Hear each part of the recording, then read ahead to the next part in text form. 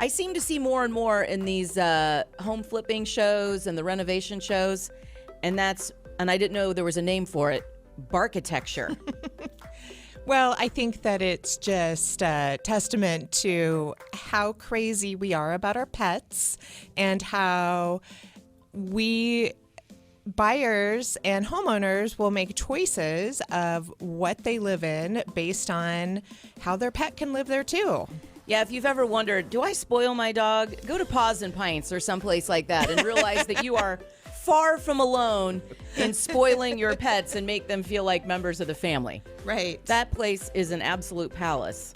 But you can make your home a palace too, and that's where Barkitecture comes in. What a clever name. And I know we talk all the time, Misty, about if you're going to do a renovation or add something to your home, what does it do to the selling power? Or what's your return on investment should you ever sell? So I guess when it comes to Barkitecture, what kind of return on investment would you get by putting a pet bath or a pet shower in your house? Well, I think that's a TBD. Dog wash station, I guess. Well, I think that it's really very clever. Even this past year at the Home Show Expo, many of the show homes had large mudrooms that had a dog shower area. Now, if you didn't have a dog that you needed to shower, right? I suppose you could use that for other things too. This It is could your be boot washing station yes, now. exactly. It's a kid's shower. Exactly. So it could be used for other things too, but those are, it's definitely something that you're seeing showcased. And that, I remember the reaction when we were going, everyone's like, oh my gosh, this is so great. No one's like, oh, this is ridiculous. Yeah, and I know that just looking at some pictures and seeing some of these dog wash stations, I am extremely envious. Well, and yes, you can do something simple or you can go all out. Yeah, and some of them do go all out. Like, this dog washing station is nicer than our shower. Right.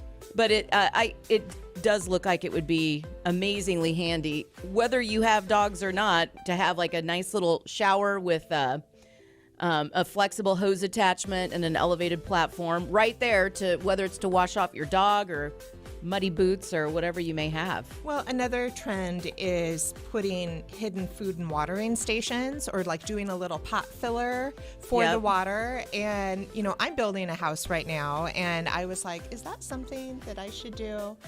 I did do a dedicated space in my laundry room that is like where I'm going to keep the food and everything. Mm-hmm. But I was like, I feel like I would make more messes with that than the benefit that I would have. So I opted to pass. Oh, wow. I did. I have a nice little space. I did keep in mind the space I needed for my pets, but I didn't do a hidden station. Hopefully it's not something I regret.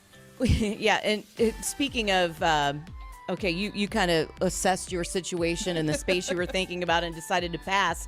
But there's apparently some people that will look at a pantry and say, you know what? I want to turn this into a pet lounge with built-in cabinetry, custom-made furniture pieces for their dog. Also, the fresh foods have become popular for cats and dogs because they really, shouldn't be relegated to just dry food. Mm-hmm.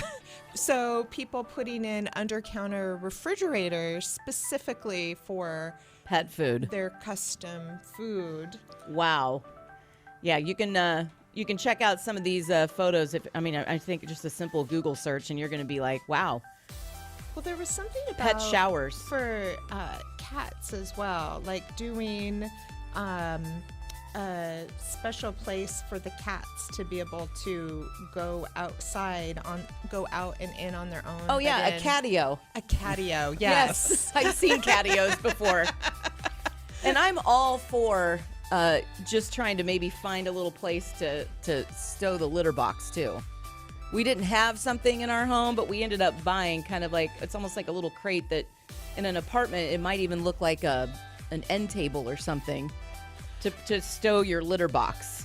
That's funny because that was something that I specifically planned for within my new home too, a place that was like tucked away but that there'd be Yes. Can you put the litter box in there and then open a door and there's like a little door we're for them to doing go? a little cat door. Yeah. Yes. Yeah, that's the way to go.